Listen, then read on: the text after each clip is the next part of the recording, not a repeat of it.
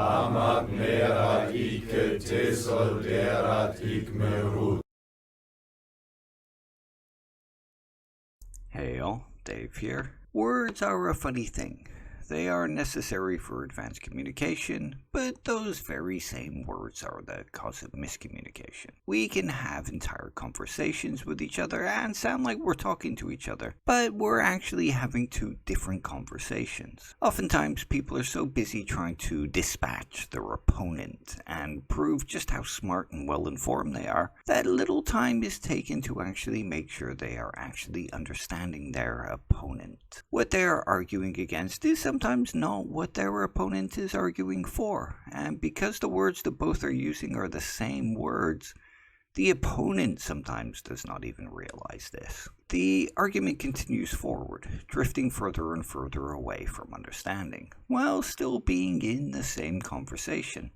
Words are funny like that. We can say the one thing, and three people can hear three different things. So it seems that it is important that during any conversation, we make sure that the words we are hearing are the words that are being said. That is, if our intent is to discuss the content of what is being said, rather than dispatching the opponent and disputing what is being said. The problem is, if you are not discussing the content of what is being said, you are not disputing what is being said, and you are not dispatching the opponent. What are some examples of this? The first simple example that comes to mind is a common argument that I've seen between theists and atheists, an argument that concerns morality. Most of us will have had or come across the theist claiming that without God there is no objective morality, as well as the common rebuttal from atheists that morality is not objective, it is subjective. An argument will then ensue with two parties using the same two terms but arguing very different things. For the theist is using the term subjective to mean based on personal opinion, and the atheist using the term subjective to mean from a mind or of subjects or some other similar kind of definition. Both sides are so busy arguing and trying to win that they do not even realize that they are not even in the same fight. Eventually it may come to one side defining what they mean by objective and subjective, and the other eventually realizing they are not involved in the same argument. However, often this will lead to an argument over definitions rather than an argument over the content. The atheist will argue that there is a singular definition for the term subjective, and that singular definition is from a mind or of subjects, while the theist argues that subjective also means based on personal opinion. The theist is correct in this case, of course. The term subjective can mean based on personal opinion. A quick search of any dictionary will show us this, because words are funny like that.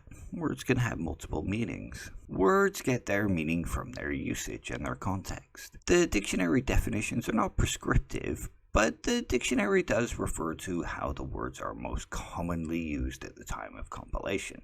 The dictionary is descriptive. So in this case, the atheist arguing that the term subjective only means something like from a mind or of subjects, and does not mean based on personal opinion, is wrong. The even funnier thing about a situation like this is that at other times, the same atheist arguing a word only has a particular meaning in one instance will argue that words get their meaning from usage at other times. I've seen it happen. Those atheists will even refer to dictionary definitions and say, look, words have multiple meanings, and this is how I am using the word right now at other times. There is inconsistency in their behavior, because what matters is telling the other person they are wrong, not the content of the argument. Another example of this is the term atheist. The term atheist is a word that has multiple meanings. One that has gained new meanings over time. In the past couple of decades, it has gained the meaning someone that lacks a belief in God or gods and similar, or at least that meaning has become more popular. Hence the term lacktheist appearing over the past decade or so. Words are funny like that. Their meaning changes over time. Meanings can be added and meanings can disappear. However, just because a meaning is added, it does not necessarily mean a meaning disappears. Words are funny like that, too. As stated previously, words get their meaning from usage, which is why the term atheist can also mean someone who believes God does not exist. This is what the common usage was previously, and also what it generally means to most theists. The theist takes this usage and, like the atheist declaring subjective only means A, declares that the term atheist only refers to someone that believes God does not exist. Many theists will then argue that the lack-theist is using the word incorrectly, and the theist is wrong in this instance. The definition of lack of belief in God or gods is now part of the term atheist. However, there are many atheists that make the same error in reverse. There are plenty of atheists that will argue that the term atheism does not mean someone who believes there is no God, and it only means a lack of belief in God or gods. We also see the reverse of this too, of course. The atheist who uses the term to mean belief there is no God, arguing that the lack of belief definition is false, and only means how they use it. The fact is that the term atheist refers to both of these kinds of people now. The problem is not using one or the other definition. The problem is claiming it is only one or the other definition. As I said before, words are kind of funny like that. Another way that words are funny is that they have a certain phenomenology to them.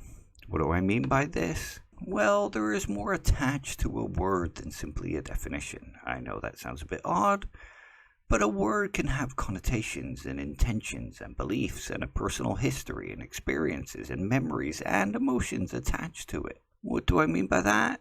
Well, in order to look into that a bit more, let's take a look at the word belief. The word belief is a pretty simple word, and it has a pretty simple definition. It means, essentially, any proposition we hold to be true as part of our worldview. To put it even simpler, a belief is anything we think is true as part of our general outlook on life and reality. It really is that simple. Though we might not think that if we were to listen to many atheists in various Facebook groups and on Twitter. For there are many atheists that argue that they hold no beliefs, and argue that beliefs are things we think are true without any evidence. Even when presented with evidence that this is not what beliefs are generally seen as, they will reject that evidence. Why is this? Well, as stated, there is more to a word than simply a definition. In the case of the word belief, many atheists have attached religious significance to it, and due to this attachment also give it intention. That intention is that it is a word that is only worthy of disparagement, and those who hold beliefs are only worthy of mockery. They have also attached the belief that rational and reasonable people do not hold beliefs. Rational and reasonable people only accept things based on good evidence. Therefore, as rational and reasonable people, they do not hold beliefs, because beliefs are things that have no evidence. They only accept knowledge. They know things. They do not believe things. However, for anyone that knows the basics of epistemology, this is something of a silly statement. For to know something, you must believe that something. You cannot know you exist without also believing that you exist.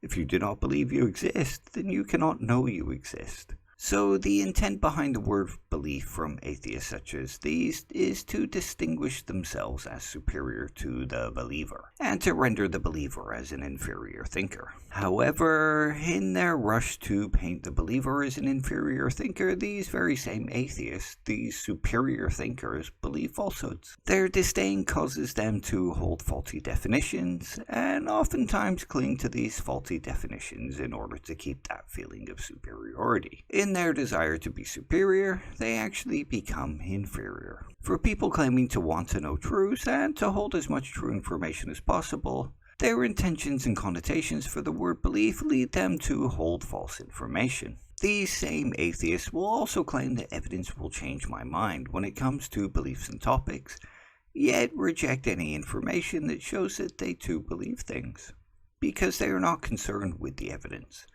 They are concerned with their own self-narrative about being a superior thinker, which, as stated, leads them to actually being inferior thinkers. So, as I stated throughout this video, words are funny things. People often argue that they should be able to use any words they like, and some argue that some words shouldn't be used.